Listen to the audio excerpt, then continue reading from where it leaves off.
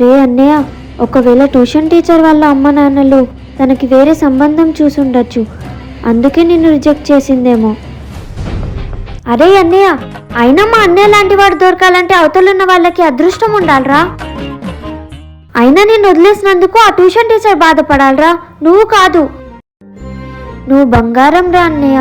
నిన్ను వదిలేసినందుకు ఆ tuition teacher ఫ్యూచర్లో ఏదో ఒక రోజు ఖచ్చితంగా బాధపడుతుంది. తను నాతో ఉన్నా లేకపోయినా తను ఎప్పుడు హ్యాపీగా ఉండాలి మది. పోతే పోనీలే అన్నయ్య, ఈ ట్యూషన్ టీచర్ కాకపోతే మా స్కూల్లో సైన్స్ టీచర్ ఉంది, ఆమెను సెట్ చేస్తా. అయినా ఇంతకు ముందు మా అన్నయ్య ఎలా ఉండేవాడు? నవ్వుతూ నవ్విస్తూ ఉండేవాడు, ఇలా బాధపడేవాడు కాదు. నిజమే మా చెల్లి చెప్పింది.